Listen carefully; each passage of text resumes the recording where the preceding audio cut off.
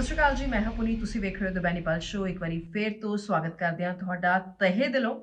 ਹਾਜ਼ਰ ਹਾਂ ਤੁਹਾਡੇ ਸਾਹਮਣੇ। ਬੱਚਿਆਂ ਦੀਆਂ ਛੁੱਟੀਆਂ ਤੁਹਾਨੂੰ ਪਤਾ ਹੀ ਆ ਕਿ ਐਕਸਟੈਂਡ ਕਰ ਦਿੱਤੀਆਂ ਗਈਆਂ ਨੇ। ਬੱਚੇ ਖੁਸ਼ ਨੇ। ਠੰਡ ਬਹੁਤ ਹੈ ਪਰ ਬੱਚਿਆਂ ਨੂੰ ਠੰਡ ਕਿੱਥੇ ਲੱਗਦੀ ਹੈਗੀ ਆ। ਭਾਵੇਂ ਛੁੱਟੀਆਂ ਉਹਨਾਂ ਨੂੰ ਕਰ ਦਿੱਤੀਆਂ ਗਈਆਂ, ਭਾਵੇਂ ਚੰਡੀਗੜ੍ਹ ਹੋਵੇ, ਪੰਜਾਬ ਹੋਵੇ, ਛੁੱਟੀਆਂ ਅੱਗੇ ਖਿਸਕਾ ਦਿੱਤੀਆਂ ਗਈਆਂ, ਪਰ ਬੱਚੇ ਜਿਹੜੇ ਨੇ ਉਹ ਫੇਰ ਵੀ ਟਿਕਦੇ ਨਹੀਂ, ਖੇਡਦੇ ਰਹਿੰਦੇ ਹੈਗੇ ਨੇ। ਬੱਚਿਆਂ ਨੂੰ ਕਿੱਥੇ ਲੱਗਦੀ ਹੈ ਠੰਡ, ਹੈ ਨਾ। ਸੋ ਅਜਿਹੇ ਵਿੱਚ ਠੰਡ ਦੀ ਜੇ ਅਸੀਂ ਗੱਲ ਕਰੀਏ ਤਾਂ ਇਸ ਵਕਤ ਵੀ ਇੱਥੇ ਬੈਠਿਆਂ ਵੀ ਬੜੀ ਮੁਸ਼ਕਲ ਨਾਲ ਮੇਰੀ ਆਵਾਜ਼ ਜਿਹੜੀ ਉਹ ਨਿਕਲ ਰਹੀ ਹੈਗੀ ਆ, ਕਿਉਂਕਿ ਵਾਕਈ ਇਸ ਵਕਤ ਜਿਹੜੀ ਠੰਡ ਆ, ਜਿਹੜਾ ਪਾਲਾ ਆ, ਉਹ ਆਪਣੇ ਪੂਰੇ ਸ਼ੁਮਾਰ ਤੇ ਹੈਗਾ। ਸੋ ਖਬਰਾਂ ਦੀ ਗਰਮਜੋਸ਼ੀ ਜਿਹੜੀ ਹੈ ਉਹ ਹੁਣ ਇੱਥੇ ਵਰਕ ਕਰੇਗੀ। ਨਿੱਘ ਨਹੀਂ ਕਹਿ ਸਕਦੇ ਕਿਉਂਕਿ ਨਿੱਘ ਬੜਾ ਪੋਜ਼ਿਟਿਵ ਵਰਡ ਹੈਗਾ, ਪਰ ਖਬਰਾਂ ਦੇ ਵਿੱਚ ਬਹੁਤ ਕੁਝ ਜ਼ਿਆਦਾ ਪੋਜ਼ਿਟਿਵ ਨਹੀਂ ਆ। ਸਾਰੀਆਂ ਖਬਰਾਂ ਜਿਹੜੀਆਂ ਉਹ ਸਹੀ ਨਹੀਂ ਆ। ਹਰ ਖਬਰ ਦੀ ਜਿਹੜੀ ਤਾਸੀਰ ਹੁੰਦੀ ਆ ਉਹ ਵੱਖਰੀ ਹੁੰਦੀ ਆ, ਤੇ ਤੁਹਾਡੇ ਸਾਹਮਣੇ ਅੱਜ ਕਿਹੜੀ ਖਬਰ ਲੈ ਕੇ ਆਵਾਂਗੇ ਇਹ ਤੁਹਾਨੂੰ ਦੱਸ ਰਹੀ ਹੈਗੀ ਆ। ਸੋ ਅਜਿਹੇ ਵਿੱਚ ਬਹੁਤ ਸਾਰੇ ਲੋਕ ਜਿਹੜੇ ਨੇ ਉਹ ਪੋਇਟਰੀ ਦੇ ਸ਼ੌਕੀਨ ਹੁੰਦੇ ਨੇ, ਹਨਾ। ਬਹੁਤ ਸਾਰੇ ਲੋਕਾਂ ਨੂੰ ਕਵਿਤਾਵਾਂ ਪਸੰਦ ਹੁੰਦੀਆਂ ਨੇ, ਬਹੁਤ ਸਾਰੇ ਲੋਕ ਸ਼ਾਇਰੀ ਲਿਖਦੇ ਨੇ। ਲਿਖਣ ਦਾ ਥੋੜਾ ਬਹੁਤ ਸ਼ੌਕ ਮੈਂ ਵੀ ਰੱਖਦੀ ਹੈਗੀ ਆ। ਸੋ ਅਜਿਹੇ ਵਿੱਚ ਇਸ ਮੌਸਮ ਦੇ ਵਿੱਚ ਨਾ ਫਿਰ ਅੱਗ ਬਾਲ ਕੇ ਬਹਿ ਜਾਂਦੇ ਨੇ, ਬੌਨਫਾਇਰ ਕਰਦੇ ਨੇ, ਲਿਖੇ ਹੋਏ ਗਾਣੇ ਉਹ ਸੁਣਾਉਂਦੇ ਨੇ, ਯਾਰ ਬੇਲੀ ਇਕੱਠੇ ਹੋ ਜਾਂਦੇ ਨੇ। ਤੇ ਨਾਲ ਵੈਸੇ ਤਾਂ ਅਸੀਂ ਹਮੇਸ਼ਾ ਕਹਿੰਦੇ ਆ ਕਿ ਸ਼ਰਾਬ ਪੀਣਾ ਸਿਹਤ ਦੇ ਲਈ ਹਾਨੀਕਾਰਕ ਹੈ, ਪਰ ਉੱਥੇ ਲਿਟਲ ਲਿਟਲ ਚੱਲਦੀ ਹੈਗੀ ਆ।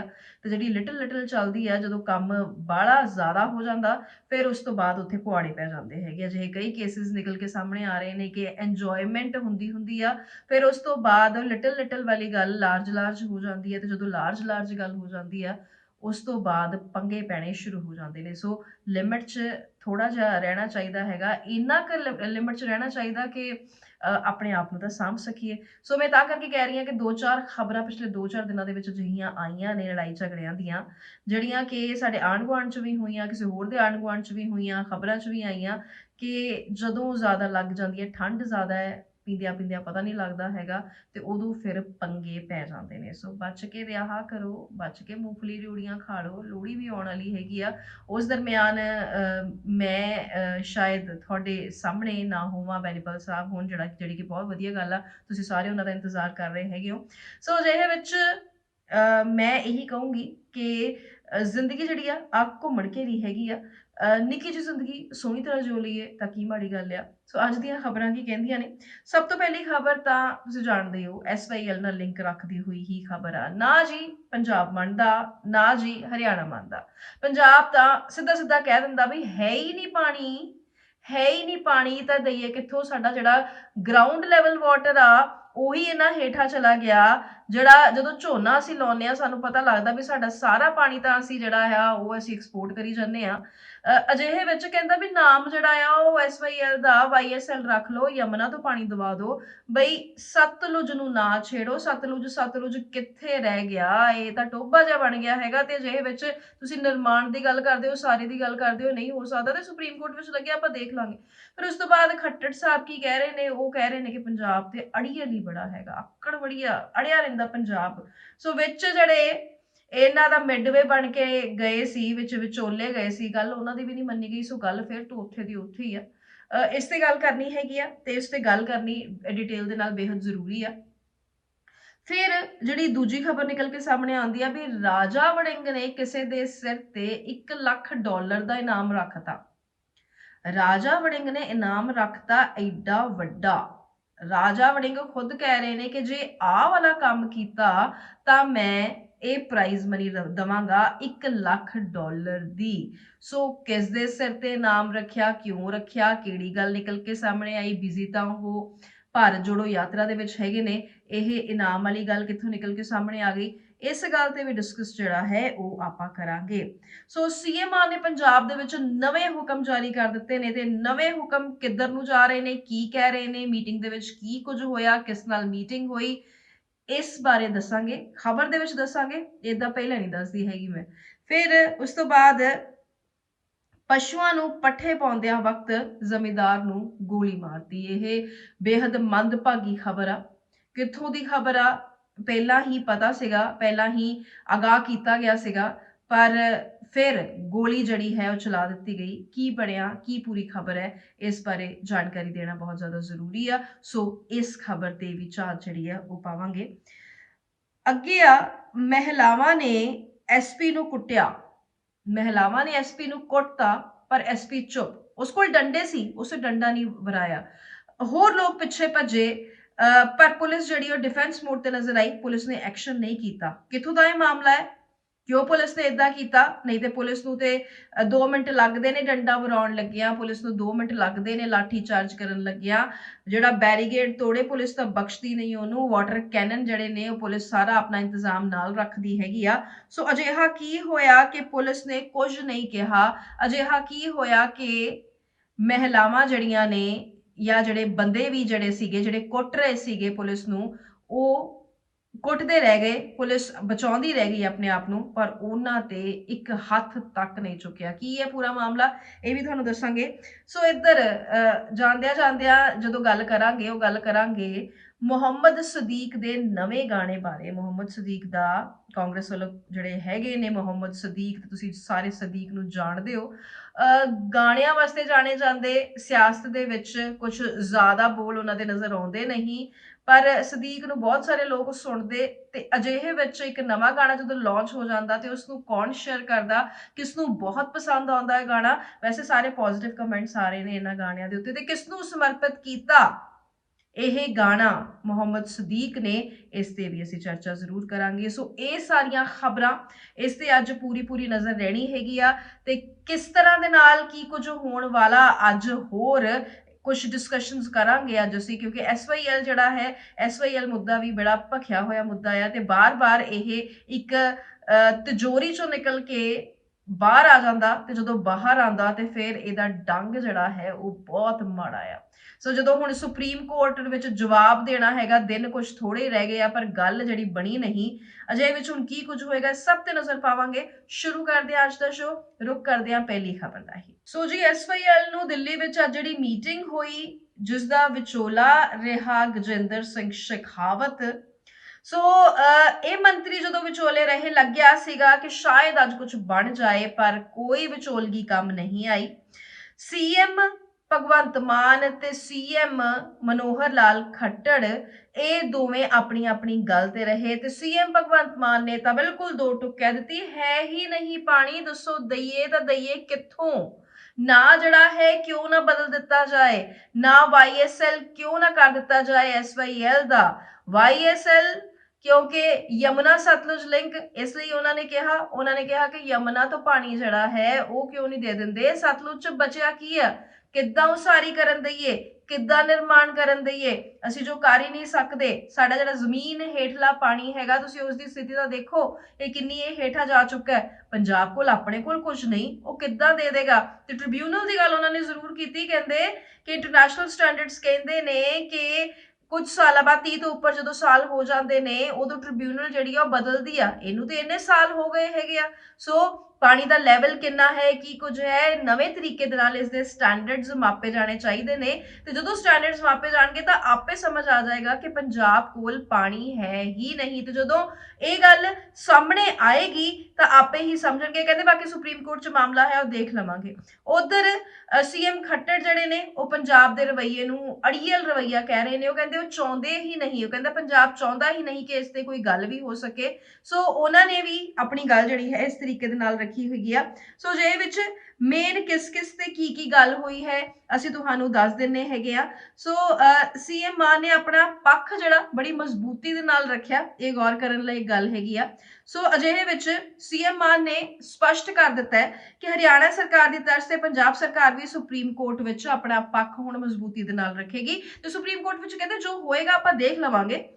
ਪੰਜਾਬ ਸਰਕਾਰ ਪ੍ਰਦੇਸ਼ ਦੀ ਮੌਜੂਦਾ ਸਥਿਤੀ ਤੋਂ ਸੁਪਰੀਮ ਕੋਰਟ ਨੂੰ ਅਵੇਅਰ ਕਰਾਏਗੀ ਕਿ ਮੌਜੂਦਾ ਸਥਿਤੀ ਪੰਜਾਬ ਦੀ ਇਹ ਹੈਗੀ ਹੈ। ਮਾਨ ਨੇ ਪੰਜਾਬ ਦੇ ਕੋਲ ਐਕਸਟਰਾ ਪਾਣੀ ਨਾ ਹੋਣ ਦੀ ਗੱਲ ਕਹਿੰਦੇ ਹੋਏ ਕਿਹਾ ਕਿ ਲਗਾਤਾਰ ਗਰਾਊਂਡ ਲੈਵਲ ਵਾਟਰ ਜਿਹੜਾ ਹੈ, ਅੰਡਰਗਰਾਊਂਡ ਵਾਟਰ ਜਿਹੜਾ ਹੈ ਉਹ ਜਾ ਰਿਹਾ ਹੈਗਾ, ਥੱਲੇ ਜਾ ਰਿਹਾ ਹੈ। ਤੇ ਜਿਵੇਂ ਤੁਸੀਂ ਜਾਣਦੇ ਹੋ ਕਿ 1981 ਦੇ ਵਿੱਚ ਇਹ ਅਗਰੀਮੈਂਟ ਹੋਇਆ ਸੀ ਤੇ ਉਸ ਵਕਤ ਮਤਲਬ ਇਸ ਗੱਲ ਨੂੰ ਹੋ ਗਏ 42 ਸਾਲ ਹੋ ਗਏ। 42 ਸਾਲ ਪਹਿਲਾਂ ਇਹ ਐਗਰੀਮੈਂਟ ਹੁੰਦਾ ਹੈਗਾ, ਪਰ ਵਕਤ ਅਨੁਸਾਰ ਕੰਮ ਨਹੀਂ ਹੋਇਆ। ਦੋਨਾਂ ਰਾਜਾਂ ਦੇ ਵਿੱਚ ਵਿਵਾਦ ਜਿਹੜਾ ਹੈ ਉਹ ਵੱਧ ਗਿਆ।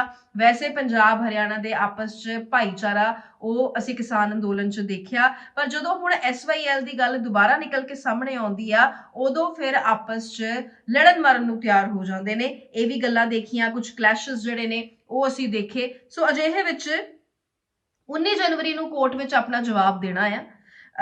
ਇਸੇ ਕਾਰਨ ਅੱਜ ਇਹ ਜਿਹੜੀ ਮੀਟਿੰਗ ਹੈ, ਇਹ ਜਿਹੜੀ ਤੁਹਾਨੂੰ ਇਹ ਵੀ ਦੱਸ ਦਈਏ ਕਿ ਜਿਹੜੀ ਮੀਟਿੰਗ ਸੀ ਇਹ ਕੋਰਟ ਦੇ ਸੁਪਰੀਮ ਕੋਰਟ ਦੇ ਕਹਿਣ ਤੇ ਬੁਲਾਈ ਗਈ ਸੀ, ਕਿਉਂਕਿ ਸੁਪਰੀਮ ਕੋਰਟ ਨੇ ਕਿਹਾ ਸੀ ਕਿ ਹੱਲ ਕਰੋ, ਬਹੁਤ ਹੋ ਗਿਆ, ਹੁਣ ਗੱਲਬਾਤ ਰਾਹੀਂ ਇਸ ਦਾ ਹੱਲ ਨਿਕਲਣਾ ਚਾਹੀਦਾ ਹੈਗਾ। ਸੋ ਅਜਿਹੇ ਵਿੱਚ ਅਕਤੂਬਰ ਦੇ ਵਿੱਚ ਪਹਿਲਾਂ ਇਸ ਦੀ ਮੀਟਿੰਗ ਹੋਈ ਸੀ। ਹੁਣ CM ਭਗਵੰਤ ਮਾਨ ਨੇ ਅਕਤੂਬਰ ਵਿੱਚ ਹੋਈ ਮੀਟਿੰਗ ਦੇ ਬਾਅਦ ਕਿਹਾ ਸੀ ਕਿ ਹਰਿਆਣਾ ਪਾਣੀ ਦੇ ਬੰਦੋਬਸਤ ਦੇ ਲਈ PM ਨਰਿੰਦਰ ਮੋਦੀ ਨੂੰ ਅਪੀਲ ਕਰੇ ਵੀ ਸਾਨੂੰ ਨਾ ਕਹੇ ਸਾਡੇ ਕੋਲ ਪਾਣੀ ਨਹੀਂ ਹੈਗਾ। ਸੋ ਪੰਜਾਬ ਨੇ ਹਰਿਆਣਾ ਤੋਂ 18 ਨਵੰਬਰ 1976 ਨੂੰ 1 ਕਰੋੜ ਰੁਪਏ ਲਈ 1977 ਨੂੰ SYL ਮਨਜ਼ੂਰੀ ਜਿਹੜੀ ਹੈ ਨਿਰਮਾਣ ਦੀ ਉਹ ਦਿੱਤੀ ਸੀ।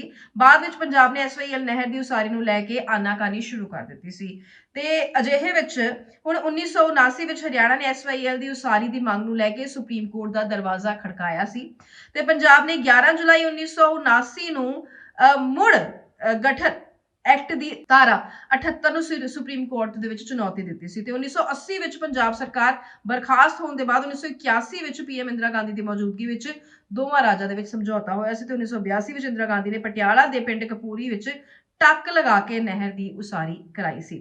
ਸੋ ਇਸ ਦੇ ਵਿਰੋਧ ਵਿੱਚ ਜਦੋਂ ਇਸ ਦਾ ਵਿਰੋਧ ਹੋਇਆ, ਫਿਰ ਉਸ ਦਰਮਿਆਨ ਜਿਹੜੇ ਇੰਜੀਨੀਅਰਸ ਦੀ ਹੱਤਿਆ ਕਰ ਦਿੱਤੀ ਗਈ ਸੀ, ਫਿਰ ਜਟਾਣਾ ਵਾਲਾ ਪੂਰਾ ਕੇਸ, ਸਾਰਾ ਕੁਝ ਤੁਸੀਂ ਜਾਣਦੇ ਹੈਗੇ ਹੋ। ਤੇ ਉਸ ਤੋਂ ਬਾਅਦ ਇਹ ਨਹਿਰ ਇੱਕ ਸਰੋਤ ਨਹੀਂ ਰਹਿ ਗਿਆ, ਇੱਕ ਸਾਖ ਦਾ ਸਵਾਲ ਵੀ ਬਣ ਗਈ। ਇਹ ਤਾਂ ਗੱਲ ਹੈ, ਇਹ ਪ੍ਰੈਕਟੀਕਲ ਗੱਲ ਹੈ, ਪੰਜਾਬ ਕੋਲ ਪਾਣੀ ਨਹੀਂ, ਪੰਜਾਬ ਪਾਣੀ ਨਹੀਂ ਦੇ ਸਕਦਾ ਹੈਗਾ, ਪਰ ਇੱਕ ਸਾਖ ਦਾ ਸਵਾਲ ਵੀ ਹੋ ਗਿਆ, ਇੱਕ ਅਣਖ ਦਾ ਸਵਾਲ ਵੀ ਹੋ ਗਿਆ, ਇੱਕ ਹੋਂਦ ਦਾ ਸਵਾਲ ਵੀ ਹੋ ਗਿਆ ਤੇ ਇੱਥੋਂ ਹਿਲਣਾ ਵਾਜਬ ਨਹੀਂ। ਇਹ CM ਮਾਨ ਕਹਿ ਰਹੇ ਨੇ, ਇਹ ਮੁੱਖ ਮੰਤਰੀ ਨੇ, ਕੋਈ ਹੋਰ ਵੀ ਹੁੰਦਾ ਤੇ ਉਹ ਇਸ ਗੱਲ ਨੂੰ ਅਗਰੀ ਨਹੀਂ ਕਰ ਸਕਦਾ ਸੀ ਪੰਜਾਬ 'ਚ ਹੁੰਦਿਆਂ ਹੋਇਆਂ, ਕਿਉਂਕਿ ਇਸ ਗੱਲ ਤੇ ਅਗਰੀ ਕਰਨਾ ਮਤਲਬ ਕਿ ਇੱਕ ਤੇ ਪੰਜਾਬ ਦੇ ਇੱਕ ਸਰੋਤ ਨੂੰ ਖਤਮ ਕਰਨਾ, ਜਦੋਂ ਕਿ ਪਾਣੀ ਹੈ ਹੀ ਨਹੀਂ, ਐਕਸਟਰਾ ਪਾਣੀ ਦੇਣ ਨੂੰ ਹੈ ਹੀ ਨਹੀਂ। ਦੂਜੀ ਗੱਲ ਇਹ ਹੈ ਕਿ ਲੋਕਾਂ ਦੀ ਨਜ਼ਰ ਵਿੱਚ ਜਮਾ ਡਿੱਗ ਜਾਣਾ। ਸੋ ਇਹ ਸਟੈਂਡ ਜਿਹੜਾ ਹੈ ਫਿਲਹਾਲ ਬਿਲਕੁਲ ਠੀਕ ਹੈ। 2016 ਵਿੱਚ ਗਠਿਤ 5 ਮੈਂਬਰਾਂ ਦੀ ਸੰਵਿਧਾਨ ਪੀਠ ਨੇ ਪਹਿਲੀ ਸੁਣਵਾਈ ਦੌਰਾਨ ਸਾਰੇ ਪੱਖਾਂ ਨੂੰ ਬੁਲਾਇਆ ਸੀ ਤੇ 8 ਮਾਰਚ ਨੂੰ ਦੂਜੀ ਸੁਣਵਾਈ ਵਿੱਚ ਪੰਜਾਬ ਵਿੱਚ 121 ਕਿਲੋਮੀਟਰ ਲੰਬੀ ਨਹਿਰ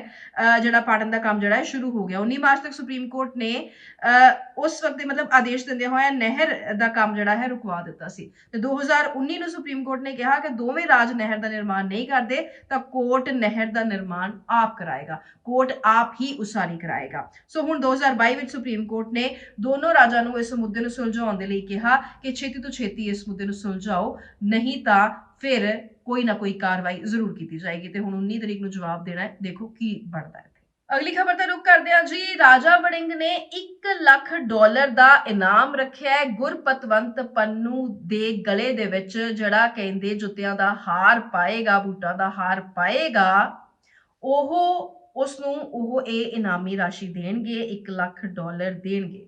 ਤੁਸੀਂ ਜਾਣਦੇ ਹੀ ਹੋ, ਤੁਹਾਨੂੰ ਕੱਲ ਖਬਰ ਦੱਸੀ ਸੀਗੀ ਕਿ ਗੁਰਪਤਵੰਤ ਪੰਨੂ ਨੇ ਕਿਹਾ ਸੀ ਕਿ ਰਾਹੁਲ ਗਾਂਧੀ ਪੰਜਾਬ ਨਾ ਆਏ, ਕਿਉਂਕਿ ਤੁਹਾਨੂੰ ਪਤਾ ਹੀ ਆ ਕਿ ਲਗਾਤਾਰ ਭਾਰਤ ਜੋੜੋ ਯਾਤਰਾ ਦਾ ਜਾਇਜ਼ਾ ਜਿਹੜਾ ਲਿਆ ਜਾ ਰਿਹਾ ਹੈ, ਡੇਟਸ ਫਾਈਨਲ ਹੋ ਗਈਆਂ ਨੇ, ਕਦੋਂ ਖੰਨਾ ਪਹੁੰਚਣਾ, ਕਿੱਥੇ ਰਾਤ ਰੁਕਣਾ ਹੈ, ਇਹ ਸਾਰਾ ਕੁਝ ਜਿਹੜਾ ਹੈ ਉਹ ਫਾਈਨਲ ਹੋ ਚੁੱਕਾ ਹੈ। ਪਰ ਗੁਰਪਤਵੰਤ ਪੰਨੂ ਲਗਾਤਾਰ ਵੀਡੀਓਜ਼ ਜਾਰੀ ਕਰਕੇ ਇਹ ਕਹਿ ਰਿਹਾ ਹੈ ਕਿ ਰਾਹੁਲ ਗਾਂਧੀ ਪੰਜਾਬ ਨਾ ਆਏ। ਫਿਰ ਉਸ ਤੋਂ ਬਾਅਦ ਕੱਲ ਸ਼੍ਰੀ ਮੁਕਤਸਰ ਸਾਹਿਬ ਦੇ SP ਦੇ ਆਫਿਸ ਦੀਆਂ ਦੀਵਾਰਾਂ ਦੇ ਬਾਹਰ ਵੀ ਨਾਰੇ ਜਿਹੜੇ ਸਨ ਉਹ ਲਿਖੇ ਗਏ ਸਨ ਤੇ ਇਸ ਤੋਂ ਬਾਅਦ ਹੁਣ ਇੱਕ ਵਾਰੀ ਫੇਰ ਤੋਂ ਜਦੋਂ ਉਹ ਦੁਬਾਰਾ ਤੋਂ ਵੀਡੀਓ ਆਉਂਦੀ ਹੈਗੀ ਆ ਤੇ ਹੁਣ ਰਾਜਾ ਵੜਿੰਗ ਨੇ ਵੀ ਜਵਾਬ ਦਿੱਤਾ ਹੈ। ਕਹਿੰਦੇ ਇਸ ਦੇ ਗਲੇ ਦੇ ਵਿੱਚ ਜੋ ਜੁੱਤੀਆਂ ਦਾ ਹਾਰ ਪਾਏਗਾ ਮੈਂ ਉਸ ਨੂੰ $1 ਲੱਖ ਦਾ ਇਨਾਮ ਦਵਾਂਗਾ। ਸੋ ਇਸ ਵਕਤ ਤੇ ਜਵਾਬ ਜਿਹੜਾ ਹੈ ਰਾਜਾ ਵੜਿੰਗ ਨੇ ਗੁਰਪਤਵੰਤ ਪੰਨੂ ਨੂੰ ਦਿੱਤਾ ਹੈਗਾ।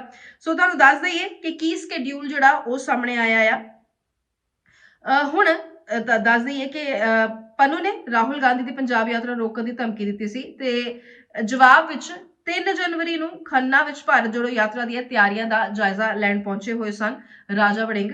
ਸੋ ਉਹਨਾਂ ਨੇ ਐਲਾਨ ਵੀ ਕੀਤੇ ਤੇ ਯਾਤਰਾ 11 ਜਨਵਰੀ ਨੂੰ ਖੰਨਾ ਪਹੁੰਚੇਗੀ, ਰਾਤ ਇੱਥੇ ਰੁਕੇਗੀ। ਉਹਨਾਂ ਨੇ ਕਿਹਾ ਕਿ ਭਾਰਤ ਜੋੜੋ ਯਾਤਰਾ ਪੰਜਾਬ ਵਿੱਚ 10 ਜਨਵਰੀ ਨੂੰ ਦਾਖਲ ਕਰ ਜਾਏਗੀ। ਸੋ ਡੇਟਸ ਸਾਹਮਣੇ ਆ ਗਈਆਂ ਨੇ ਤੇ ਇੱਕ ਸਵਾਲ ਜਿਹੜਾ ਕੀਤਾ ਗਿਆ, ਕੱਲ ਤੁਹਾਨੂੰ ਇੱਕ ਖਬਰ ਦੱਸੀ ਸੀ ਕਿ ਰਵਨੀਤ ਬਿੱਟੂ ਕਹਿ ਰਹੇ ਨੇ ਕਿ ਜਿਹੜਾ ਇੰਦਰਜੀਤ ਇੰਦੀ ਹੈ ਉਸ ਨੂੰ 3rd ਡਿਗਰੀ ਦਿੱਤੀ ਜਾ ਰਹੀ ਹੈ, ਉਸ ਨੂੰ ਕਰੰਟ ਲਾਇਆ ਜਾ ਰਿਹਾ ਹੈ, ਉਸ ਨੂੰ ਕਿਹਾ ਜਾ ਰਿਹਾ ਹੈ ਕਿ ਤੇਰੀ ਬੇਟੀ ਹੈ ਨਾ, ਤੇਰੇ ਘਰ ਮੁੰਡਾ ਹੋਣ ਹੀ ਨਹੀਂ ਦੇਣਾ ਹੈਗਾ। ਸੋ ਇਹ ਸਾਰਾ ਕੁਝ ਕਿਹਾ ਜਾ ਰਿਹਾ।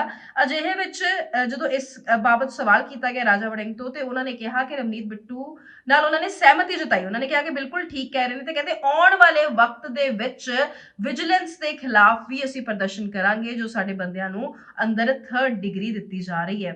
ਸੋ ਜਿਹੇ ਵਿੱਚ ਰਾਜਾ ਵੜਿੰਗ ਦੇ ਤੇਵਰ ਵੀ ਸਾਫ਼-ਸਾਫ਼ ਨਜ਼ਰ ਆ ਰਹੇ ਨੇ, ਪਰ ਫਿਲਹਾਲ ਬਿਜ਼ੀ ਨਜ਼ਰ ਆ ਰਹੇ ਨੇ ਭਾਰਤ ਜੋੜੋ ਯਾਤਰਾ ਦੇ ਵਿੱਚ।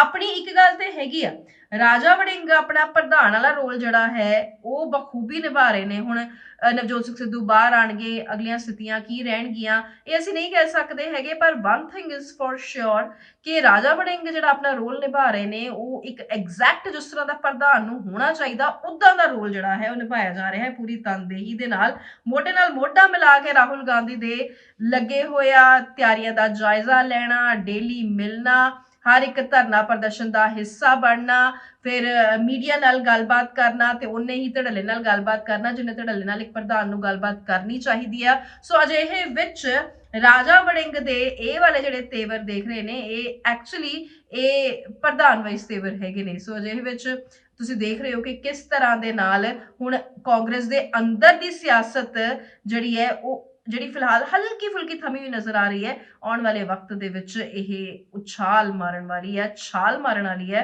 ਤੇ ਫਿਰ ਦੇਖਦੇ ਆ ਬਣਦਾ ਕੀ ਹੈ। ਹਾਂਜੀ, ਚੱਲਦੇ ਆ ਅਗਲੀ ਖਬਰ ਦੇ ਵੱਲ। ਸੀਐਮ ਭਗਵੰਤ ਮਾਨ ਨੇ ਹੁਕਮ ਜਾਰੀ ਕੀਤੇ ਨੇ ਤੇ ਨਵੇਂ ਹੁਕਮ ਜਾਰੀ ਕੀਤੇ ਨੇ ਡੀਜੀਪੀ ਨਾਲ ਤੇ ਹੋਰ ਅਧਿਕਾਰੀਆਂ ਦੇ ਨਾਲ, ਵੱਡੇ ਅਧਿਕਾਰੀਆਂ ਦੇ ਨਾਲ ਮੀਟਿੰਗ ਤੋਂ ਬਾਅਦ। ਤੇ ਇਹ ਹੁਕਮ ਨੇ ਨਸ਼ਿਆਂ ਦੇ ਬਾਬਤ ਕੁਝ ਅਜਿਹੇ ਫੈਸਲੇ ਕੀਤੇ ਗਏ ਨੇ ਨਸ਼ਾ ਰੋਕਣ ਦੇ ਲਈ ਪੰਜਾਬ ਦੇ ਵਿੱਚ, ਜਿਹੜੇ ਕਿ ਕਾਫੀ ਸਖਤ ਨਜ਼ਰ ਆ ਰਹੇ ਨੇ। ਹੁਣ ਗੱਲ ਇਸ ਤਰ੍ਹਾਂ ਹੈ ਕਿ ਐਸਐਚਓ ਤੱਕ ਦੀ ਡਿਊਟੀ ਲਗਾ ਦਿੱਤੀ ਗਈ ਹੈ, ਥਾਣੇਦਾਰ ਤੱਕ ਦੀ ਡਿਊਟੀ ਲਾ ਦਿੱਤੀ ਗਈ ਹੈ ਕਿ ਉਸ ਦੇ ਰਾਜ ਦੇ ਵਿੱਚ ਇਹ ਸਾਰਾ ਕੁਝ ਜਿਹੜਾ ਹੈ ਉਹ ਨਹੀਂ ਹੋਣਾ ਚਾਹੀਦਾ।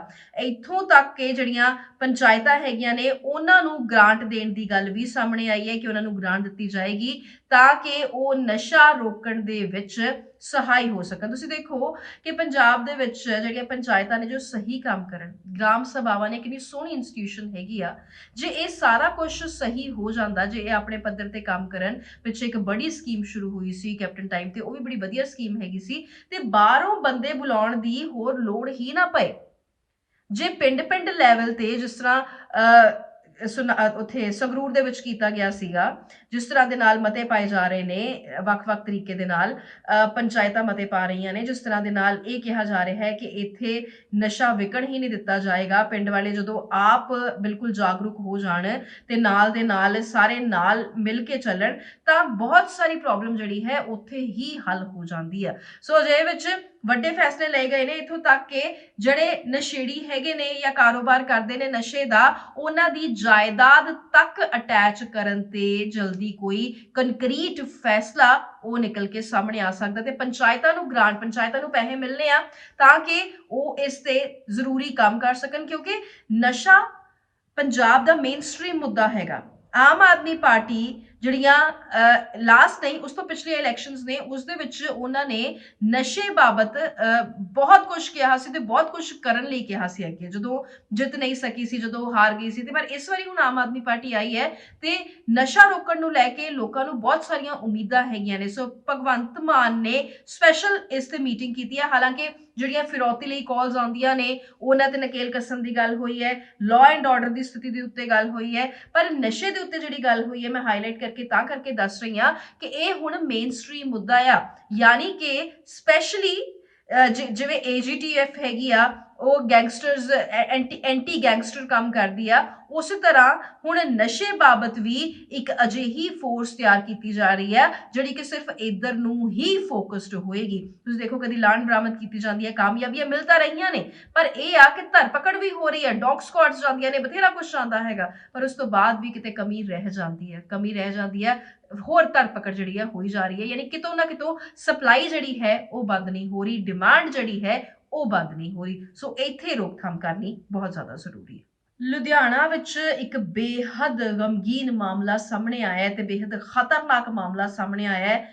ਪਸ਼ੂਆਂ ਨੂੰ ਪੱਠੇ ਪਾ ਰਿਹਾ ਸੀ ਇੱਕ ਬੰਦਾ ਤੇ ਉਸ ਨੂੰ ਘਰ ਵਿੱਚ ਵੜ ਕੇ ਗੋਲੀਆਂ ਮਾਰ ਗਏ। ਜ਼ਮੀਨੀ ਵਿਵਾਦ ਦੱਸਿਆ ਜਾ ਰਿਹਾ ਹੈ। ਪੁਲਿਸ ਸੀਸੀਟੀਵੀ ਖੰਗਾਲ ਰਹੀ ਹੈ। 45 ਸਾਲਾਂ ਦਾ ਇਹ ਬੰਦਾ ਸੀ ਜਿਸ ਨੂੰ ਗੋਲੀਆਂ ਮਾਰੀਆਂ ਗਈਆਂ। ਡਿਟੇਲਸ ਤੁਹਾਨੂੰ ਦੱਸ ਦਿੰਨੇ ਆ। ਇਹ ਪਿੰਡ ਜਿਹੜਾ ਹੈ ਇਹ ਬਾਰਦੇ ਆ ਤੇ ਘਰ ਦੇ ਵਿੱਚ ਵੜ ਕੇ ਦੋ ਲੋਕਾਂ ਨੇ ਗੋਲੀਆਂ ਮਾਰੀਆਂ ਨੇ। ਸੀਸੀਟੀਵੀ ਦੀ ਕੁਝ ਫੁਟੇਜ ਜਿਹੜੀ ਆ ਉਹ ਸਾਹਮਣੇ ਵੀ ਆਈ ਹੈਗੀ ਆ ਤੇ ਜ਼ਖਮੀ ਨੂੰ ਕਲਿਆਣੀ ਹਸਪਤਾਲ ਲੈ ਕੇ ਜਾਂਦਾ ਗਿਆ। ਹਾਲਤ ਗੰਭੀਰ ਸੀ ਤਾਂ ਕਰਕੇ ਉਹਨਾਂ ਨੇ ਸਿਵਲ ਹਸਪਤਾਲ ਉਹ ਰੈਫਰ ਕਰ ਦਿੱਤਾ ਜਿੱਥੇ ਉਸ ਨੂੰ ਮ੍ਰਿਤ ਐਲਾਨ ਦਿੱਤਾ ਗਿਆ। ਤੇ ਸੂਤਰਾਂ ਦੇ ਮੁਤਾਬਕ ਪਤਾ ਲੱਗਿਆ ਹੈ ਕਿ ਮਾਰਨ ਵਾਲੇ ਵਿਅਕਤੀ ਨੂੰ ਪਹਿਲਾਂ ਵੀ ਧਮਕੀ ਮਿਲ ਚੁੱਕੀ ਸੀ ਕਿ ਤੈਨੂੰ ਅਸੀਂ ਮਾਰ ਦੇਵਾਂਗੇ ਤੇ ਇਹ ਇਲੈਕਟ੍ਰੀਸ਼ੀਅਨ ਦਾ ਕੰਮ ਕਰਦਾ ਸੀ। ਸੋ ਘਰ ਵਿੱਚ ਵੜ ਕੇ ਮਾਰ ਕੇ ਗਏ ਨੇ। ਤੋਂ ਮਰਨ ਵਾਲੇ ਦੀ ਪਛਾਣ ਜਿਹੜੀ ਆ ਪਰਮਜੀਤ ਸਿੰਘ ਦੇ ਰੂਪ ਵਿੱਚ ਹੋਈ ਹੈ। ਬੁੱਧਵਾਰ ਨੂੰ ਉਹ ਪਸ਼ੂਆਂ ਦੇ ਲਈ ਜਿਹੜੇ ਪੱਠੇ ਪਾ ਰਿਹਾ ਸੀ ਤੇ ਇਸ ਦੌਰਾਨ ਦੋ ਲੋਕ ਘਰ ਵਿੱਚ ਵੜੇ ਤੇ ਉਸ ਤੇ ਤਾਬੜ ਤੋੜ ਗੋਲੀਆਂ ਵਰਾ ਦਿੱਤੀਆਂ। ਪਰਿਵਾਰ ਦੇ ਲੋਕਾਂ ਨੂੰ ਇਕੱਠਾ ਹੁੰਦਿਆਂ ਦੇਖ ਹਮਲਾਵਰ ਮੌਕੇ ਤੋਂ ਫਰਾਰ ਹੋ ਗਏ। ਕਹਿੰਦੇ ਆ ਕਿ i10 ਗੱਡੀ ਤੇ ਆਏ ਸੀ ਤੇ i10 ਗੱਡੀ ਤੇ ਆਏ ਤੇ ਜਦੋਂ ਲੋਕ ਉਹਨਾਂ ਨੇ ਦੇਖਿਆ ਕਿ ਪਰਿਵਾਰ ਵਾਲੇ ਇੱਕਦਮ ਸਾਰੇ ਇਕੱਠੇ ਹੋ ਗਏ ਤਾਂ ਉੱਥੋਂ ਚਲੇ ਗਏ। ਤੇ ਤੁਹਾਨੂੰ ਦੱਸ ਦਈਏ ਕਿ ਸੀਸੀਟੀਵੀ ਫੁਟੇਜ ਜਿਹੜੀ ਆ ਉਹ ਖੰਗਾਲ ਰਹੀ ਹੈਗੀ ਆ। ਕਈ ਥਿਉਰੀਆਂ ਤੇ ਕੰਮ ਕਰ ਰਹੀ ਹੈ ਤੇ ਗੱਡੀ ਦਾ ਨੰਬਰ ਜਿਹੜਾ ਹੈ ਉਹ ਦਿੱਲੀ ਨੰਬਰ ਗੱਡੀ ਦੱਸੀ ਜਾ ਰਹੀ ਹੈਗੀ। ਸੋ ਅਜਿਹਾ ਖਤਰਾ ਪਨਪ ਰਿਹਾ ਹੈ। ਅਸੀਂ ਕਹਿੰਦੇ ਆ ਕਿ ਬਾਹਰ ਨਹੀਂ ਜਾਣਾ, ਬਾਹਰ ਕੁਝ ਵੀ ਹੋ ਸਕਦਾ ਹੈਗਾ। ਅਸੀਂ ਬਚਾ ਕੇ ਬਚ ਕੇ ਚੱਲਦੇ ਆ ਤੇ ਇੱਥੇ ਤਾਂ ਘਰ ਦੇ ਵਿੱਚ ਵੜ ਕੇ ਵੀ ਲੋਕਾਂ ਦੇ ਕਤਲੇਆਮ ਹੋ ਰਹੇ ਆ। ਤੇ ਇਹ ਵਾਰਦਾਤਾਂ ਜਿਹੜੀਆਂ ਹੋ ਰਹੀਆਂ ਅੰਮ੍ਰਿਤਸਰ ਲੁਧਿਆਣਾ ਇਹ ਦੋ ਸਿਟੀਜ਼ ਤੇ ਅਜਿਹੀਆਂ ਹੋ ਗਈਆਂ, ਇਹ ਦੋ ਜ਼ਿਲ੍ਹੇ ਤੇ ਅਜਿਹੇ ਹੋ ਗਏ ਅੰਮ੍ਰਿਤਸਰ ਤੇ ਲੁਧਿਆਣਾ ਜਿੱਥੇ ਆਏ ਦਿਨ ਰੋਜ਼ ਕੁਛ ਨਾ ਕੁਛ ਕੋਈ ਜਿੱਦਾਂ ਦਾ ਮੈਂ ਸ਼ੋਅ ਸ਼ੁਰੂ ਕੀਤਾ ਮੈਨੂੰ ਨਹੀਂ ਯਾਦ ਕਿ ਇੱਕ ਦਿਨ ਵੀ ਅਜਿਹਾ ਹੋਵੇ ਜਿੱਥੇ ਇਹਨਾਂ ਦੋਵਾਂ ਥਾਵਾਂ ਤੇ ਕ੍ਰਾਈਮ ਨਾ ਹੋਇਆ ਹੋਵੇ ਤੇ ਮੈਂ ਤੁਹਾਡੇ ਨਾਲ ਜ਼ਿਕਰ ਨਾ ਕੀਤਾ ਹੋਵੇ। ਸੋ ਅਜਿਹੇ ਵਿੱਚ ਇੱਥੇ ਲਾਅ ਐਂਡ ਆਰਡਰ ਸਹੀ ਹੋਣਾ ਬਹੁਤ ਜ਼ਿਆਦਾ ਜ਼ਰੂਰੀ ਹੈ। ਇੱਕ ਖਬਰ ਬਹੁਤ ਅਜੀਬ ਲੱਗੇਗੀ ਤੁਹਾਨੂੰ, ਪਰ ਫਿਰ ਜਿਵੇਂ ਤੁਸੀਂ ਖਬਰ ਜਾਣਦੇ ਜਾਓਗੇ ਉਦੋਂ ਤੁਹਾਨੂੰ ਅਜੀਬ ਲੱਗਣਾ ਬੰਦ ਹੋ ਜਾਏਗਾ। ਇੱਕ ਐਸਪੀ ਨੂੰ ਮਹਿਲਾਵਾਂ ਕੁੱਟਦੀਆਂ ਨੇ। ਇਹ ਮਾਮਲਾ ਜਿਹੜਾ ਹੈ ਇਹ ਛੱਤੀਸਗੜ੍ਹ ਦਾ ਮਾਮਲਾ ਹੈਗਾ। ਹੁਣ ਛੱਤੀਸਗੜ੍ਹ ਦਾ ਮਾਮਲਾ ਕਿਉਂ ਦੱਸ ਰਹੀ ਹੈ ਕਿਉਂਕਿ ਅਜਿਹਾ ਵੀ ਹੁੰਦਾ ਹੈ, ਪੂਰੀ ਦੁਨੀਆ ਦੀ ਖਬਰ ਹੋਣੀ ਜ਼ਰੂਰੀ ਹੈ। ਐਸਪੀ ਨੂੰ ਮਹਿਲਾਵਾਂ ਕੁੱਟਦੀਆਂ ਨੇ, ਐਸਪੀ ਕੁਛ ਨਹੀਂ ਕਹਿੰਦਾ, ਐਸਪੀ ਹੱਥ ਨਹੀਂ ਚੁੱਕਦਾ। ਪੂਰੀ ਪੁਲਿਸ ਤੇ ਹਮਲਾ ਹੁੰਦਾ, ਲੋਕ ਹਮਲਾ ਕਰਦੇ ਨੇ, ਕੁਛ ਨਹੀਂ ਹੁੰਦਾ, ਇਹ ਕੁਛ ਨਹੀਂ ਕਹਿੰਦੇ। ਰਾਦਰ ਪੁਲਿਸ ਵਾਲੇ ਆਪਣਾ ਡਿਫੈਂਸ ਕਰਦੇ ਹੋਏ ਨਜ਼ਰ ਆਉਂਦੇ ਨੇ, ਉਹ ਡਿਫੈਂਸਿਵ ਮੋਡ ਦੇ ਵਿੱਚ ਨਜ਼ਰ ਆਉਂਦੇ ਨੇ। ਅਜਿਹਾ ਕਿਉਂ ਹੋ ਜਾਂਦਾ ਹੈ, ਅਜਿਹਾ ਕੀ ਹੋ ਜਾਂਦਾ ਹੈ? ਹੁਣ ਗੱਲ ਇਸ ਤਰ੍ਹਾਂ ਆ, ਇੱਕ ਤੇ ਪੁਲਿਸ ਵੱਲੋਂ ਐਕਸ਼ਨ ਕਿਹਾ, ਜਿਹੜਾ ਸਰਕਾਰ ਹੈ ਉਸ ਵੱਲੋਂ ਐਕਸ਼ਨ ਕਿਹਾ ਹੀ ਨਹੀਂ ਗਿਆ। ਸਰਕਾਰ ਵੱਲੋਂ ਐਕਸ਼ਨ ਕਿਹਾ ਹੀ ਨਹੀਂ ਗਿਆ, ਸੋ ਐਕਸ਼ਨ ਨਹੀਂ ਹੋ ਸਕਦਾ ਇੱਥੇ ਆਦੀਵਾਸੀਆਂ ਤੇ। ਦੂਜੀ ਗੱਲ ਇਹ ਆ ਕਿ ਇਲੈਕਸ਼ਨਸ ਵੀ ਨੇ ਇੱਥੇ ਹੁਣ ਆਉਣ ਵਾਲੇ ਵਕਤ ਦੇ ਵਿੱਚ, ਸੋ ਇਹ ਵੀ ਕਾਰਨ ਜਿਹੜਾ ਹੈ ਉਹ ਹੋ ਸਕਦਾ ਹੈਗਾ। ਪੂਰੀ ਖਬਰ ਜਿਹੜੀ ਹੈ ਇਹ ਬੇਸਿਕਲੀ ਜਿਹੜੇ ਇਹ ਜਿਹੜੀਆਂ ਔਰਤਾਂ ਜਾਂ ਇਹ ਜਿਹੜੇ ਲੋਕ ਸੀ ਇਹ ਨਾਰਾਜ਼ ਹੈਗੇ ਨੇ, ਇਹ ਈਸਾਈ ਭਾਈਚਾਰੇ ਤੋਂ ਨਾਰਾਜ਼ ਹੈਗੇ ਨੇ, ਈਸਾਈ ਮਿਸ਼ਨਰੀਜ਼ ਤੋਂ ਨਾਰਾਜ਼ ਹੈਗੇ ਨੇ। ਇਹ ਧਰਮ ਪਰਿਵਰਤਨ ਦਾ ਜ਼ਬਰਦਸਤੀ ਧਰਮ ਪਰਿਵਰਤਨ ਕਰਾਉਣ ਦਾ ਮਾਮਲਾ ਹੈਗਾ ਤੇ ਇਹ ਆਦੀਵਾਸੀ ਈਸਾਈ ਭਾਈਚਾਰੇ ਤੋਂ ਨਾਰਾਜ਼ ਨੇ ਕਿ ਉਹ ਜ਼ਬਰਦਸਤੀ ਧਰਮ ਪਰਿਵਰਤਨ ਕਰਾ ਰਹੇ ਹੈਗੇ ਆ ਤੇ ਤਾਂ ਕਰਕੇ ਉਹਨਾਂ ਨੇ ਕਈ ਚਰਚਾਂ ਤੇ ਵੀ ਹਮਲੇ ਕੀਤੇ ਹੈਗੇ ਆ। ਸੋ ਅਜਿਹੇ ਵਿੱਚ ਇਹ ਖਬਰ ਜਿਹੜੀ ਆ ਉਹ ਨਿਕਲ ਕੇ ਸਾਹਮਣੇ ਆ ਰਹੀ ਹੈ ਕਿ ਛੱਤੀਸਗੜ੍ਹ ਦੇ ਨਾਰਾਇਣਪੁਰ ਤੋਂ ਨਵੇਂ ਸਾਲ ਦੀ ਸ਼ੁਰੂਆਤ ਵਿੱਚ ਆਦੀਵਾਸੀਆਂ ਦੇ ਬੇਹੱਦ ਗੁੱਸੇ ਦੀ ਇੱਕ ਖਬਰ ਆਉਂਦੀ ਹੈਗੀ ਆ। ਉਸ ਦੇ ਅਗਲੇ ਦਿਨ ਯਾਨੀ 2 ਜਨਵਰੀ ਨੂੰ ਦਾ ਇੱਕ ਵੀਡੀਓ ਸਾਹਮਣੇ ਆਉਂਦਾ ਹੈਗਾ ਜਿਸ ਵਿੱਚ ਮਹਿਲਾ ਨਾਰਾਇਣਪੁਰ ਪੁਲਿਸ ਦੇ ਐਸਆਈ ਨੂੰ ਕੁੱਟਦੀ ਹੋਈ ਨਜ਼ਰ ਆਉਂਦੀ ਹੈਗੀ ਆ।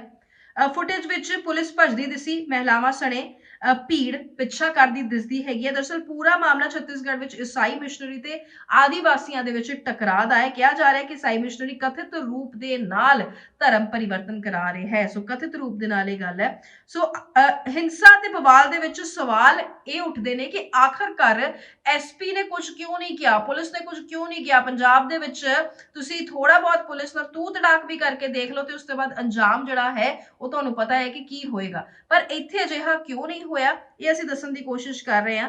ਹੁਣ ਆਦੀਵਾਸੀਆਂ ਦੇ ਲਈ ਕਰੜਾ ਕਾਨੂੰਨ ਜਿਹੜਾ ਹੈ ਉਹ ਬਣਾਇਆ ਗਿਆ ਹੈ। ਦੂਜੀ ਗੱਲ ਹੈ ਸਰਕਾਰ ਦੇ ਵੱਲੋਂ ਐਕਸ਼ਨ ਦਾ ਕੋਈ ਆਦੇਸ਼ ਹੀ ਨਹੀਂ ਹੋਇਆ, ਹੁਕਮ ਹੀ ਨਹੀਂ ਹੋਇਆ। ਤੀਜਾ ਕਿ ਰਾਜ ਵਿੱਚ ਇਸੇ ਸਾਲ ਵਿਧਾਨ ਸਭਾ ਚੋਣਾਂ ਨੇ, ਸੋ ਇਹ ਵੀ ਕਾਰਨ ਜਿਹੜਾ ਉਹ ਹੋ ਸਕਦਾ ਹੈਗਾ। ਸੋ ਅਨੁਸੂਚਿਤ ਜਾਤੀ ਜਨਜਾਤੀ 1999 ਦੇ ਤਹਿਤ ਪਹਿਲੇ ਸ਼ਿਕਾਇਤ ਹੋਣ ਤੇ FIR ਦੇ ਬਗੈਰ ਗ੍ਰਿਫਤਾਰੀ ਦਾ ਪ੍ਰੋਵੀਜ਼ਨ ਜਿਹੜਾ ਹੈ ਉਹ ਮੌਜੂਦ ਹੈ, ਉਸ ਦੀ ਐਗਜ਼ਿਸਟੈਂਸ ਹੈ। ਗ੍ਰਿਫਤਾਰੀ ਦੇ ਲਈ ਪਹਿਲਾਂ ਤੋਂ ਮਨਜ਼ੂਰੀ ਲੈਣ ਦੀ ਲੋੜ ਵੀ ਨਹੀਂ ਹੋਏਗੀ। ਇਸ ਦੇ ਤਹਿਤ ਸੀਆਰਪੀਸੀ ਦੀ ਧਾਰਾ 438 ਦੇ ਤਹਿਤ ਅਗਰਮ ਜ਼ਮਾਨਤ ਵੀ ਨਹੀਂ ਦਿੱਤੀ ਜਾ ਸਕਦੀ। ਅਜਿਹੇ ਮਾਮਲਿਆਂ ਵਿੱਚ ਸਿਰਫ ਕੋਰਟ ਤੈਅ ਕਰ ਸਕਦਾ ਹੈ ਕਿ ਮਾਮਲਾ ਕਾਇਮ ਕਰਨ ਦੇ ਵਿੱਚ ਕਾਨੂੰਨ ਦੀ ਧਾਰਾ 18A ਦੇ ਤਹਿਤ ਕਿਸੇ ਦੇ ਮੌਲਿਕ ਅਧਿਕਾਰਾਂ ਦਾ ਧਿਆਨ ਰੱਖਿਆ ਗਿਆ ਜਾਂ ਫਿਰ ਨਹੀਂ। ਨਾਲ ਹੀ ਸਿਰਫ ਕੋਰਟ ਹੀ ਤੈਅ ਕਰ ਸਕਦਾ ਹੈ ਕਿ ਜੇ ਮਾਮਲਿਆਂ ਵਿੱਚ ਜੀਣ ਦਾ ਅਧਿਕਾਰ, ਸਮਾਨਤਾ, ਆਜ਼ਾਦੀ ਦੇ ਅਧਿਕਾਰਾਂ ਦਾ ਉਲੰਘਣ ਹੋਇਆ ਜਾਂ ਫਿਰ ਨਹੀਂ, ਸਿਰਫ ਕੋਰਟ ਹੀ ਤੈਅ ਕਰ ਸਕਦਾ ਹੈਗਾ। ਸੋ ਅਜਿਹੇ ਵਿੱਚ ਛੱਤੀਸਗੜ੍ਹ ਦੇ ਨਾਰਾਇਣਪੁਰ ਤੋਂ ਅੱਜ ਜਿਹੜੇ ਪੂਰਾ ਦਿਨ ਵਿਜ਼ੂਅਲਸ ਚੱਲਦੇ ਰਹੇ ਨੇ, ਲੋਕ ਦੇਖ ਦੇਖ ਕੇ ਹੈਰਾਨ ਹੁੰਦੇ ਰਹੇ ਨੇ ਕਿ ਪੁਲਿਸ ਕਹਿ ਕਿਉਂ ਨਹੀਂ ਰਹੀ, ਪੁਲਿਸ ਨੂੰ ਇੰਨਾ ਕੁੱਟ ਰਹੇ ਨੇ, ਪੁਲਿਸ ਕਹਿ ਕਿਉਂ ਨਹੀਂ ਰਹੀ। ਸੋ ਉਸ ਦਾ ਕਾਰਨ ਜਿਹੜਾ ਹੈ ਉਹ ਇਹ ਹੈ। ਸੋ ਫਰੀਦਕੋਟ ਤੋਂ ਸਾਂਸਦ ਮੁਹੰਮਦ ਸਦੀਕ ਨੇ ਗਾਣਾ ਲਾਂਚ ਕੀਤਾ ਹੈਗਾ ਤੇ ਗਾਣਾ ਜਿਹੜਾ ਲਾਂਚ ਹੋਇਆ ਉਸ ਤੋਂ ਬਾਅਦ ਬੜੇ ਪੋਜ਼ਿਟਿਵ ਕਮੈਂਟਸ ਆ ਰਹੇ ਨੇ, ਕਿਉਂਕਿ ਇਹ ਗਾਣਾ ਜਿਹੜਾ ਹੈ ਉਹਨਾਂ ਨੇ ਇਸ ਦੇ ਵਿੱਚ ਜਿਹੜੀਆਂ ਗੱਲਾਂ ਕੁਝ ਕਾਫੀ ਚੰਗੀਆਂ ਕਹੀਆਂ ਹੈਗੀਆਂ। ਉਹ ਕੀ ਗੱਲਾਂ ਨੇ ਵੀ ਤੁਹਾਨੂੰ ਦੱਸਾਂਗੇ, ਪਰ ਉਸ ਤੋਂ ਪਹਿਲਾਂ ਤੁਹਾਨੂੰ ਇਹ ਦੱਸ ਦਿੰਨੇ ਆ ਕਿ ਇਹ ਗਾਣਾ ਜਿਹੜਾ ਉਹਨਾਂ ਨੇ ਭਾਰਤ ਜੋੜੋ ਯਾਤਰਾ ਨੂੰ ਸਮਰਪਿਤ ਕੀਤਾ ਤੇ ਇਹ ਗਾਣਾ ਰਾਜਾ ਵੜਿੰਗ ਨੂੰ ਬੜਾ ਪਸੰਦ ਆ ਗਿਆ। ਰਾਜਾ ਵੜਿੰਗ ਨੇ ਗਾਣਾ ਆਪਣੀ ਵਾਲ ਦੇ ਉੱਤੇ ਸ਼ੇਅਰ ਕਰ ਦਿੱਤਾ ਤੇ ਕਮੈਂਟਸ ਜਿਹੜੇ ਨੇ ਕਾਫੀ ਪੋਜ਼ਿਟਿਵ ਕਮੈਂਟਸ ਆ ਰਹੇ ਨੇ। ਸੋ ਅਜਿਹੇ ਵਿੱਚ ਇਸ ਗਾਣੇ ਦੇ ਵਿੱਚ ਕੀ ਹੈ ਤੁਹਾਨੂੰ ਅਸੀਂ ਦੱਸ ਦਿੰਨੇ ਆ ਕਿ ਇਹ ਅੱਜ ਕੱਲ ਵੱਡੀਆਂ ਸੁਰਖੀਆਂ ਬਟੋਰ ਰਿਹਾ ਹੈ ਗਾਣਾ। ਤੁਹਾਨੂੰ ਦੱਸ ਦਿੰਨੇ ਆ ਕਿ ਗਾਣੇ ਦੇ ਬੋਲ ਦੇਸ਼ ਵਿੱਚ ਨਫ਼ਰਤ ਤੇ ਧਰਮ ਦੀ ਰਾਜਨੀਤੀ ਨੂੰ ਖਤਮ ਕਰਕੇ ਭਾਰਤ ਨੂੰ ਜੋੜਨ ਦੀ ਗੱਲ ਕਰ ਰਹੇ ਨੇ। ਲੋਕਾਂ ਨੇ ਇਸ ਗਾਣੇ ਨੂੰ ਸੁਣ ਕੇ ਕਾਫੀ ਪੋਜ਼ਿਟਿਵ ਕਮੈਂਟ ਜਿਹੜੇ ਆ ਉਹ ਕੀਤੇ ਆ। ਸੋ ਹੁਣ ਤੁਹਾਨੂੰ ਪਤਾ ਹੀ ਹੈ ਕਿ ਪੰਜਾਬ ਦੇ ਵਿੱਚ ਵੀ ਐਂਟਰ ਹੋ ਰਹੀ ਆ ਭਾਰਤ ਜੋੜੋ ਯਾਤਰਾ। ਸੋ ਇਹ ਗਾਣਾ ਇਹ ਉੱਥੇ ਕੰਮ ਕਰ ਸਕਦਾ ਹੈਗਾ। ਸੋ ਅੱਜ ਖਬਰਾਂ ਦਾ ਸਿਲਸਿਲਾ ਇੱਥੋਂ ਤੱਕ ਹੀ ਹੈਗਾ। ਕੱਲ ਨੂੰ ਫੇਰ ਆਉਣਾ ਤੇ ਜਦੋਂ ਅਸੀਂ ਆਉਣਾ ਤੇ ਬਹੁਤ ਸਾਰੀਆਂ ਗੱਲਾਂ ਜਿਹੜੀਆਂ ਉਹ ਹੋਰ ਵੀ ਹੋਣਗੀਆਂ। ਦੇਖੋ ਚਰਚਾਵਾਂ ਦਾ ਹਿੱਸਾ ਬਣਨਾ ਤਾਂ ਕਰਕੇ ਜ਼ਰੂਰੀ ਹੁੰਦਾ ਕਿਉਂਕਿ ਗੱਲ ਹੁੰਦੀ ਆ ਤਾਂ ਗੱਲ ਦੂਰ ਤੱਕ ਜਾਂਦੀ ਆ। ਇਹ ਸ਼ੋਅ ਬਹੁਤ ਸਾਰੇ ਲੋਕ ਦੇਖਦੇ ਨੇ ਤੇ ਇਹ ਸ਼ੋਅ ਸਰਕਾਰ ਵੀ ਦੇਖਦੀ ਹੈ, ਸਰਕਾਰਾਂ ਦੇ ਬੰਦੇ ਵੀ ਦੇਖਦੇ ਨੇ, ਵਿਰੋਧੀ ਧਿਰ ਦੇ ਲੋਕ ਵੀ ਦੇਖਦੇ ਨੇ। ਸੋ ਜਿਹੇ ਵਿੱਚ ਬਹੁਤ ਸਾਰੀਆਂ ਗੱਲਾਂ ਸ਼ਾਇਦ ਉਹਨਾਂ ਨੂੰ ਨਹੀਂ ਪਤਾ ਹੁੰਦੀਆਂ ਤੇ ਇੱਥੋਂ ਪਤਾ ਲੱਗ ਜਾਂਦੀਆਂ ਨੇ ਕਿ ਲੋਕ ਮੰਨ ਕੀ ਰਹੇ ਨੇ, ਲੋਕ ਦੇਖ ਕੀ ਰਹੇ ਨੇ, ਲੋਕਾਂ ਨੂੰ ਕਿਸ ਚੀਜ਼ ਦਾ ਹਿੰਟ ਹੈ। ਕਿਉਂਕਿ ਬਹੁਤ ਸਾਰੇ ਸਰਕਾਰੀ ਬੰਦੇ ਤੇ ਬਹੁਤ ਸਾਰੇ ਗੈਰ ਸਰਕਾਰੀ ਬੰਦੇ ਵੀ ਇਹ ਸੋਚ ਲੈਂਦੇ ਨੇ ਕਿ ਲੋਕਾਂ ਨੂੰ ਕੀ ਪਤਾ, ਪਬਲਿਕ ਹੈ ਇਹਨੂੰ ਕੁਛ ਨਹੀਂ ਪਤਾ। ਪਰ ਉਹੀ ਫਿਰ ਪੁਰਾਣਾ ਗਾਣਾ ਹੈ, ਇਹ ਪਬਲਿਕ ਹੈ ਇਹ ਸਭ ਜਾਣਤੀ ਹੈ। ਪਬਲਿਕ ਨੂੰ ਸਾਰਾ ਕੁਝ ਪਤਾ ਹੁੰਦਾ। ਬੇਵਕੂਫ ਨਹੀਂ ਬਣਾ ਸਕਦੇ ਤੁਸੀਂ, ਹੁਣ ਮੂਰਖ ਨਹੀਂ ਬਣਾ ਸਕਦੇ। ਤੇ ਸੋਸ਼ਲ ਮੀਡੀਆ ਦੇ ਜ਼ਮਾਨੇ ਦੇ ਵਿੱਚ ਸੋਸ਼ਲ ਮੀਡੀਆ ਤੁਹਾਨੂੰ ਬੇਵਕੂਫ ਬਣਾ ਸਕਦਾ, ਤੁਸੀਂ ਸੋਸ਼ਲ ਮੀਡੀਆ ਨੂੰ ਬੇਵਕੂਫ ਨਹੀਂ ਬਣਾ ਸਕਦੇ ਹੈਗੇ। ਇਹ ਜਿਹੜਾ ਐਰਾ ਚੱਲ ਰਿਹਾ ਨਾ ਬੜਾ ਖਤਰਨਾਕ ਐਰਾ ਆ। ਇਹ ਘਰ ਬੈਠਿਆਂ ਬੈਠਿਆਂ ਸੋਸ਼ਲ ਮੀਡੀਆ ਜਿਹੜਾ ਲੜਾਈਆਂ ਕਰਾ ਦਿੰਦਾ, ਘਰ ਬੈਠਿਆਂ ਬੈਠਿਆਂ ਵਿੱਚ ਵਿਵਾਦ ਪੈਦਾ ਹੋ ਜਾਂਦੇ ਨੇ। ਪਹਿਲੇ ਪੋਲਿਟਿਕਸ ਸਿਰਫ ਪੋਲਿਟਿਕਸ 'ਚ ਹੁੰਦੀ ਸੀ, ਪਹਿਲੇ ਪੋਲਿਟਿਕਸ ਸਿਰਫ ਕ੍ਰਿਕਟ 'ਚ ਹੁੰਦੀ ਸੀ, ਪਹਿਲੇ ਪੋਲਿਟਿਕਸ ਸਿਰਫ ਦਫ਼ਤਰਾਂ 'ਚ ਹੁੰਦੀ ਸੀ, ਹੁਣ ਪੋਲਿਟਿਕਸਾਂ ਜਿਹੜੀਆਂ ਨੇ ਘਰਾਂ ਦੇ ਵਿੱਚ ਵੀ ਹੁੰਦੀਆਂ ਨੇ। ਸੋ ਜਿਹੇ ਵਿੱਚ ਬਚ ਕੇ ਰਹਿਣ ਦੀ ਲੋੜ ਹੈਗੀ ਆ। ਅਸੀਂ ਹਮੇਸ਼ਾ ਇਹ ਕਹਿੰਦੇ ਆ ਕਿ ਗੱਲ ਜਿਹੜੀ ਹੈ ਕਲੈਰਿਟੀ ਹੋਣੀ ਚਾਹੀਦੀ ਹੈ, ਜਮਾਂ ਕਲੀਅਰ ਹੋਣੀ ਚਾਹੀਦੀ ਹੈ, ਜਮਾਂ ਟਰਾਂਸਪੇਰੈਂਟ ਹੋਣੀ ਚਾਹੀਦੀ ਹੈ ਤਾਂ ਕਿ ਬਾਅਦ ਦਿਲ 'ਚ ਕੋਈ ਗੱਲ ਨਾ ਰਹਿ ਜਾਏ। ਸੋ ਤੁਹਾਡੇ ਵੀ ਦਿਲ 'ਚ ਜੇ ਕੋਈ ਗੱਲ ਹੁੰਦੀ ਆ ਤਾਂ ਪਲੀਜ਼ ਪਲੀਜ਼ ਪਲੀਜ਼ ਸਾਡੇ ਨਾਲ ਜ਼ਰੂਰ ਕਰਿਆ ਕਰੋ, ਕਿਉਂਕਿ ਜੇ ਤੁਸੀਂ ਗੱਲ ਨਹੀਂ ਕਰੋਗੇ ਤਾਂ ਫਿਰ ਗੱਲ ਜਿਹੜੀ ਆ ਅਧੂਰੀ ਰਹਿ ਜਾਂਦੀ ਹੈ। ਫਿਰ ਉਹ ਕਹਿੰਦੇ ਨਾ ਕਿ ਅੱਧਾ ਸੱਚ ਤੇ ਅੱਧਾ ਗਿਆਨ ਜਿਹੜਾ ਹੈ ਬਹੁਤ ਜ਼ਿਆਦਾ ਖਤਰਨਾਕ ਹੁੰਦਾ ਤੇ ਅਸੀਂ ਅੱਧੀ ਕੋਈ ਗੱਲ ਨਹੀਂ ਰਹਿਣ ਦੇਣੀ। ਤੁਸੀਂ ਕਮੈਂਟਸ ਦੇ ਵਿੱਚ ਪਿਆਰ ਵੀ ਦਿਓ, ਸਤਿਕਾਰ ਦਿੰਦੇ ਹੀ ਹੋ, ਤਹਿ ਦਿਲੋਂ ਸ਼ੁਕਰੀਆ ਉਸ ਲਈ। ਸ਼ਿਕਾਇਤਾਂ ਵੀ ਦਿਓ ਤਾਂ ਕਿ ਟੂ ਵੇ ਕਨਵਰਸੇਸ਼ਨ ਜਿਹੜਾ ਹੈ ਉਹ ਕੰਟੀਨਿਊ ਰਹੇ। ਸੋ ਮੈਨੂੰ ਪਤਾ ਹੈ ਕਿ ਮੌਸਮ ਜਿਹੜਾ ਹੈ ਬੜਾ ਠੰਡਾ ਹੋਇਆ ਪਿਆ, ਪਰ ਸ਼ੋਅ ਜ਼ਰੂਰ ਦੇਖਿਆ ਕਰੋ, ਸ਼ੋਅ ਵੇਖਣਾ ਬਿਲਕੁਲ ਨਾ ਭੁੱਲਿਆ ਕਰੋ। ਤੇ ਸਭ ਤੋਂ ਵੱਡੀ ਗੱਲ ਆਪਣਾ ਬਹੁਤ ਬਹੁਤ ਬਹੁਤ ਬਹੁਤ ਧਿਆਨ ਰੱਖਿਆ। ਸਤਿ ਸ਼੍ਰੀ ਅਕਾਲ।